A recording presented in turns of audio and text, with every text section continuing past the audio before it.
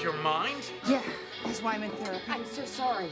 I'll get you a new tablecloth. Oh, no, please, let me take care of that. Not bad. That felt so good. Facing how arrogant I had become, the owner could only swallow it, after all, without my skills. This restaurant would have shut down long ago. I'm a head chef at a high-end restaurant with $1 million salary. My love for cooking has reached an obsessive level. Every dish must be perfected under my control. Because of that, the entire kitchen is kept in perfect order by me, but no matter how skilled I am, I always run into picky customers. My wife's foie gras hasn't been cooked long enough. What's wrong with this? It's precisely kung fu. 140 degrees in the oven, 80 degrees water temperature for 25 minutes, not too long, not too short, with a perfect touch of pink. This is not the first time I have driven a guest away, although the owner is constantly troubled by my temper. There's nothing they can do to me. Work is everything. I have no close friends. My life is like a programmed machine. Every day starts at 4:30 a.m. sharp to ensure fresh ingredients. I always go to the dock first. In recent years, the only person I kept in touch with was my sister who grew up with me. I instinctively reject anyone who tries to get close, but fate always plays tricks. On an ordinary afternoon, a sudden phone call broke me. After hearing about my sister's car accident, my mind went blank. When I rushed to the hospital, I saw my niece, Zoe, lying unconscious. I didn't know how to tell her this cruel truth. I could only stay by her bedside, but Zoe was far more sensible than other children her age. She asked that cruel question. Where's Mom? Is she dead? She is, isn't she? Yes. I wanted to break down and cry too. My sister was my only family, but even though I had already collapsed inside, I could only pretend everything was fine. Everyone thought I would take some time off, but I returned to the restaurant that very day. Soon I threw myself back into work. The sound of kitchen tools and the smoke in the air gave me a sense of comfort. I thought as long as I stayed busy, I could forget the pain, but in the end I realized the more I tried to escape, the clearer the pain became. Finally, I couldn't hold back anymore. I hid in the storage room and cried. I looked at the letters my sister had sent me. During that time, she was struggling with postpartum depression. She said many desperate things. In the letters, she repeatedly begged that I must take good care of the child after that. I became Zoe's only guardian. I completely said goodbye to my old routine life. To help Zoe come out of the darkness, I brought all her toys over. I even carefully prepared a full table of dishes, but all these efforts could not open her closed heart. Can I go back to my room? Sure.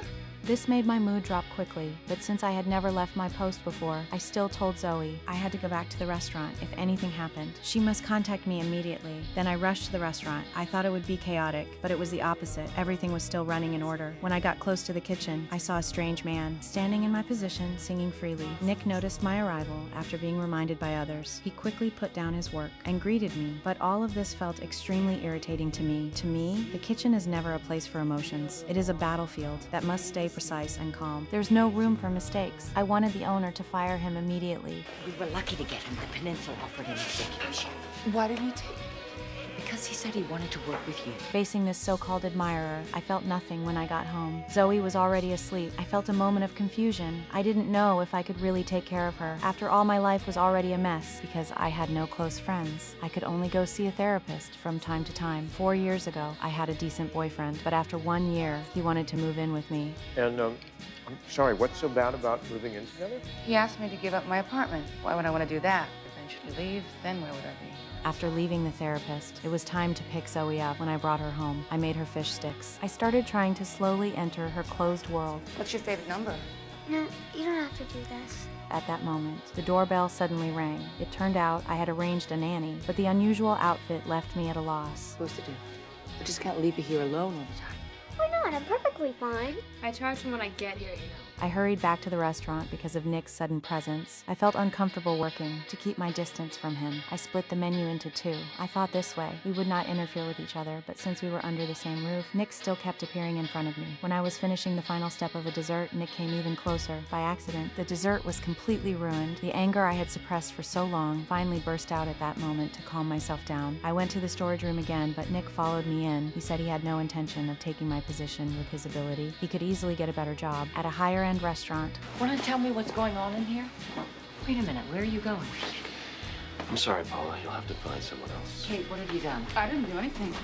when night fell. I returned home and found that the nanny had already left. I hurried to Zoe's room at the door. I heard soft murmuring from under the bed. Zoe was curled up underneath. I had left the closest person to me with a stranger. So the next day, after school, I brought Zoe directly to the restaurant. Zoe was very well behaved. She just sat quietly to the side. I introduced Zoe to everyone. I told them she had not been eating recently after hearing this. Nick immediately made his signature pasta. Then he brought the food to Zoe without saying anything. He started eating it with enjoyment. Zoe watched him. Her eyes were full of desire at that moment. A coworker called Nick back to work. He handed the pasta to Zoe with the food right in front of her. Zoe hesitated. Nick watched from a distance. In the end, Zoe started eating. At that moment, I couldn't believe my eyes. The restaurant stayed busy until late at night. Zoe had already fallen asleep. I picked her up and prepared to go home. When I reached the door, I said goodnight to Nick. At that moment, I finally let down my guard. Those two simple words felt like a warm light after that. Zoe gradually became a regular in the kitchen. She even helped prepare ingredients with Nick's company and guidance. The darkness in her heart slowly faded. One day, we walked together in the park. Zoe suddenly asked if Nick worked on weekends. I was slightly startled. She wanted to invite Nick to come over for dinner. When Nick heard this request, he agreed without hesitation. Soon, the weekend arrived. Nick showed up with bags of ingredients. Zoe was extremely happy, like a lively little deer. Not only that, she put on an apron and eagerly wanted to help. I tried to help, but the two of them sent me back to the room. They wanted me to set aside being a chef for today and enjoy being a guest. Soon, the meal was ready. Zoe told me to close my eyes. Then she led me to the living room. When I opened my eyes, the candlelight was flickering. The room was beautifully arranged. This dinner with a special atmosphere